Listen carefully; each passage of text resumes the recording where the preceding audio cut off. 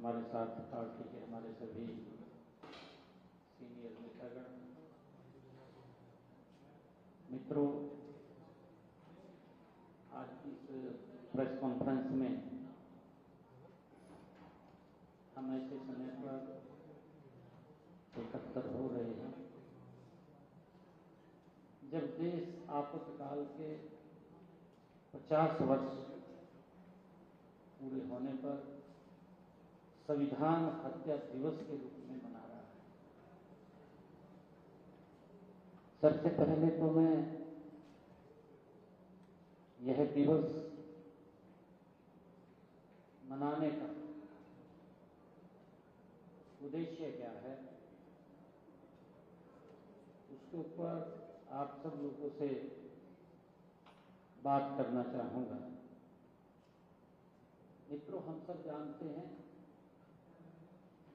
कि 50 वर्ष पहले 25 जून 1975 को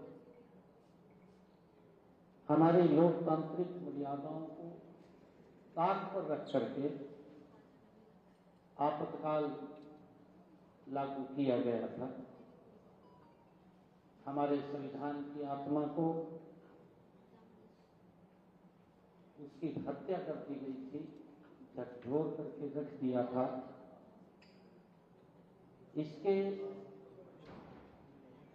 लिए जिस प्रकार से संविधान में धारा 352 के तहत ये आपातकाल लगाया गया और इस प्रकार का प्ली दी गई कि आंतरिक संकट है,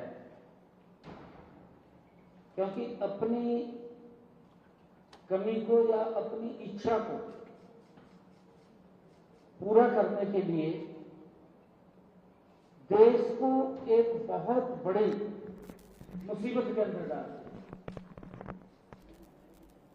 जो लोग वोट देने वाले लोग थे, उन्हीं लोगों को ही खतरे में डाल दिया, उन्हीं के ऊपर ही अत्याचार कर दिया। जो लोग इस लोकतंत्र की, सुंदर लोकतंत्र की परिकल्पना करते थे, उन लोगों को जेलों में डाल दिया अपनी इच्छा शक्ति के लिए। वो काला अध्याय संविधान हत्या दिवस और उनकी अपनी महत्वाकांक्षा पूरी करने का, इसके माध्यम से उन रास्ते को चुना। और चुना नहीं, 21 महीने तक, कोई छोटा कार्यकाल नहीं है, 21 महीने तक लोग जेलों में सड़ते रहे और बहुत सारे लोग तो कहीं ना कहीं अपने घर से बाहर छुपे रहे। और पुलिस का जो अत्याचार था, जो विकराल रूप देखने को मिला, किस प्रकार की यातनाएं आजादी के बाद पहली बार देश के नागरिकों के ऊपर देखने को मिली।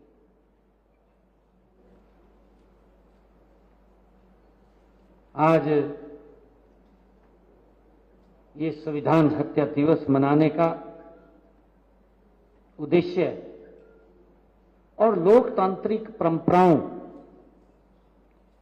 उनकी प्रक्रियाओं के बारे में आमजन, विशेष करके हमारी आने वाली पीढ़ी, कि उसको उस काल के बारे में जानकारी हो, उस दौर की जानकारी हो जो हमारे पूर्वजों ने अपने शरीर के ऊपर कष्ट सहन किए हैं। उनको निरंतर, नई पीढ़ी को निरंतर सजग करने के लिए ये संविधान हत्या दिवस ये मनाया जा रहा है। यह दिन हमें यह भी याद दिलाता है कि संविधान देश का सर्वोच्च कानून है और इसका पालन करना और इसकी रक्षा करना हम सब का परम कर्तव्य है। ये किसी एक व्यक्ति का नहीं, इसकी रक्षा और सुरक्षा करना देश के 140 करोड़ लोगों की वो जिम्मेवारी है। हमारे जो संविधान के खिलाफ या उसके मूल सिद्धांतों के उल्लंघन करने वाले कृत्यों को हम नजरअंदाज नहीं कर सकते हैं। उसके बारे में भी हमें ये दिन याद दिलाता है। आज का दिन हमें यह भी याद दिलाता है कि लोकतंत्र और न्याय के मूल सिद्धांतों का उल्लंघन करना देश के लिए कितना खतरनाक हो सकता है।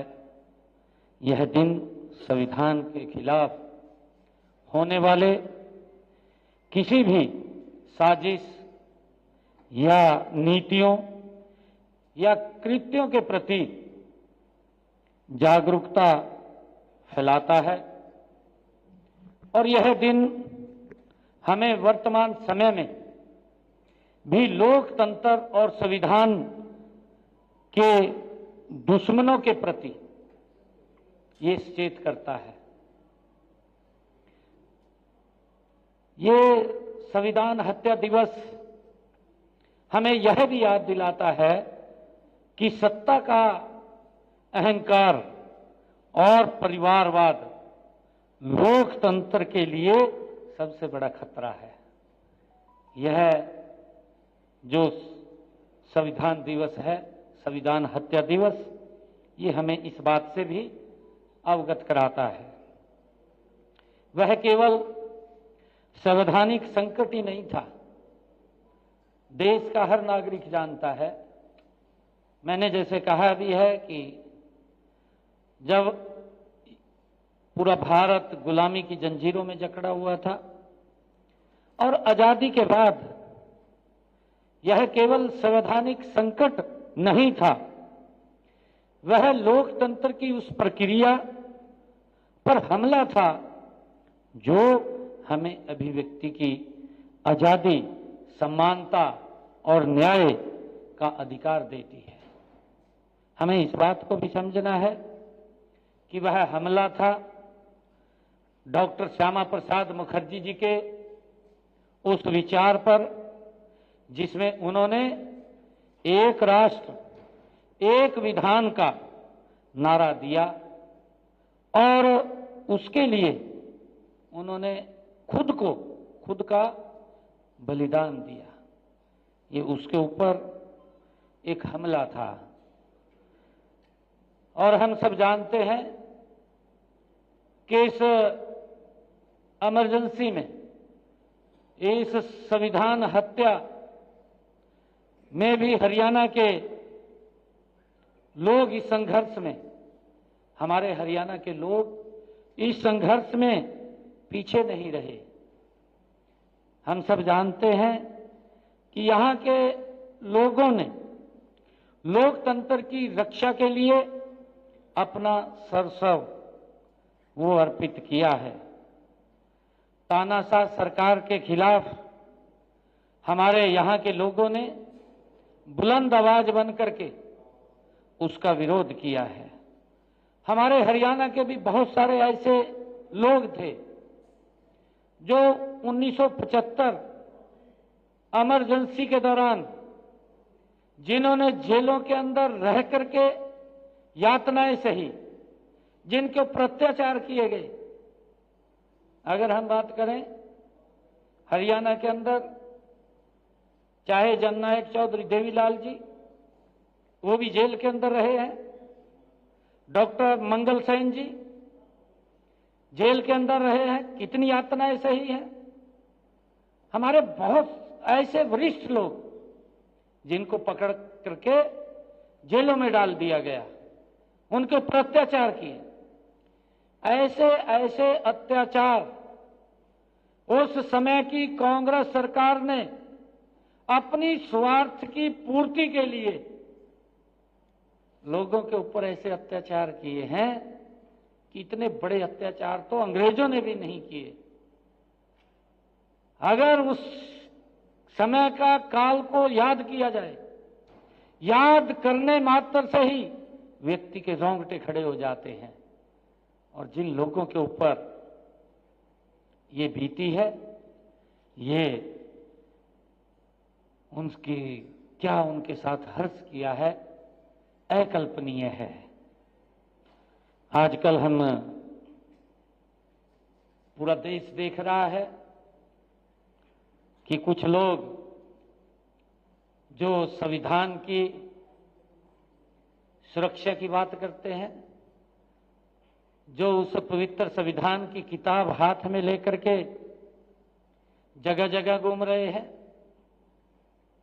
और जो इस प्रकार का दुष्प्रचार और पाखंड कर रहे हैं कि संविधान बचाना है, संविधान बचाने के लिए स्थान स्थान के ऊपर बुक उठा करके घूम रहे हैं। ऐसे जो पाखंड करने वाले लोग हैं, जिन्होंने आज तक भी उस पवित्र संविधान का सम्मान नहीं किया, जो